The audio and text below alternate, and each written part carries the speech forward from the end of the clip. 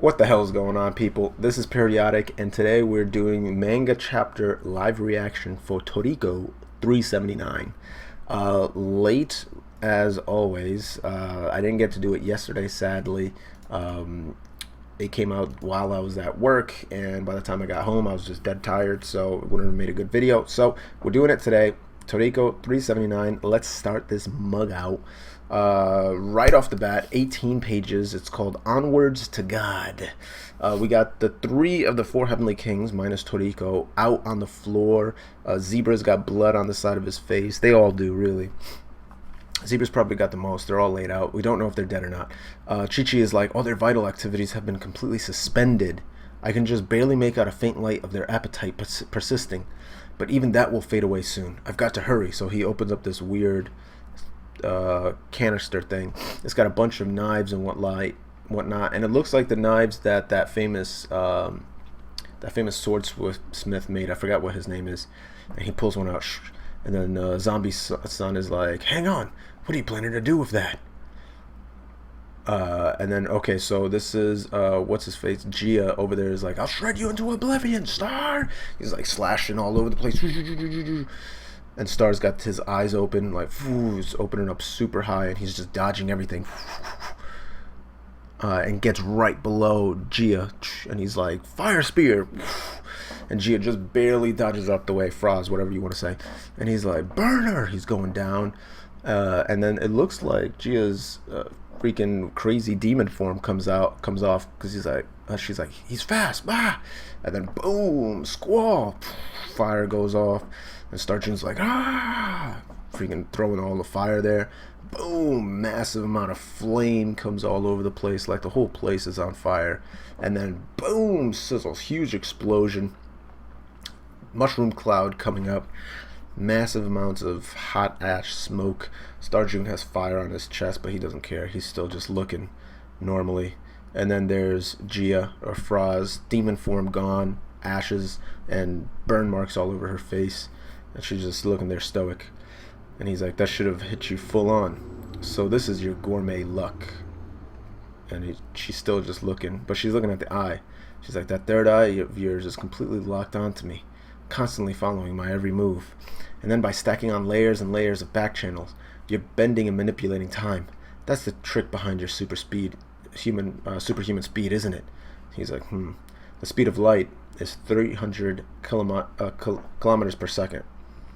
The light given off by the sun takes roughly 8 minutes to reach the Earth. In other words, the sun that we see is always 8 minutes old. And it's not just the sun. You can say that everything our eyes see is an image from the past.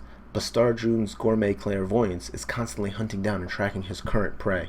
Even if it were to travel hundreds of millions of light years away, that is why his gourmet clairvoyance keeps its eye on the future.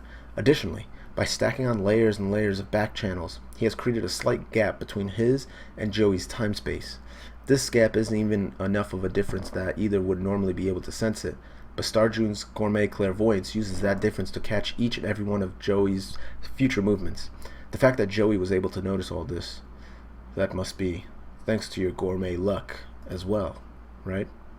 But even if you know how it works, how are you going to deal with it? She's like, "If you really want to see, then I'll show you. Gourmet luck!" Boom! Demon form comes off again. This is even crazier. Now her eyes are almost like, they look like they're burned, but her eyes are crazy. She's like, "Can you see it, Star June? The image of yourself being killed." And her eyes almost look like his eyes, to be honest. His big eye. He's like, "Now our fight truly begins." So it looks like she has the eyes as well. Alright, one of the blue nitros just shooting blasts all over the place, just trying to destroy Tepe's branches that he created. Boom, boom, boom, boom, boom, boom. He's like, "Rah, rah," just shooting everything, trying to destroy it. He's like, "Where are you hiding, Sasaya?" Which is obviously the hunter, or the capture type dude. And then he's coming out of the tree. So Tepe's inside of the tree itself. He's like, ooh, right behind him, comes out of the tree. Freaking pierces him in his back. Blue Knight's just like, ugh. Tepe's like, "His body's so hard, I've got to get in deeper." He's like, "There you are!" Boom! Starts smashing up the thing. Tepe's getting beat up a little bit. He's like, "Rah!" Boom, boom, boom, hitting Tepe. drags him to the ground him against the neck. He's like, finally, I've got you. Tepe's like, same goes for me. I finally planted it in you. And he's like, shut up and die. He's doing the blast and the beam, but boom, some weird freaking tentacle thing is ripping out of his face and his chest and his stomach. Bang, ah! Created by a fan from Osaka. He's like, what? What is this tree? So his whole shit is getting split open. He's like, it's not a tree. It's a space tulip stalk. It's an S-rank dangerous plant that I stole from Joey's ship. A gourmet flower that can be grown even in space. And planted its seed in you. And he's like, yeah, he's trying to rip it all. He's like, ah, he's ripping it off, trying to rip it off. But it keeps on growing and turning into a tree, really. He's still screaming. He's like, struggling is futile. It can't be stopped. It will drain all the nutrients from you and continue growing until it blooms all the way into space. In fact, it's so dangerous that if left alone, it'd destroy the Earth as well. But this is hardly the time to be worrying about that. And he's like, I was able to stop at least one blue nitro. This is bad. No, the blue nitro is like, this is bad. I will not be defeated by some mere plant. It keeps on draining more and more energy. I've got to go into cryptobiosis. And Tepe is like, now go. While you can, Toriko. Hurry. Toriko's like freaking tired, but he's running. To those possessing gourmet cells, their demons appearing is their appetite, seeping out from their bodies.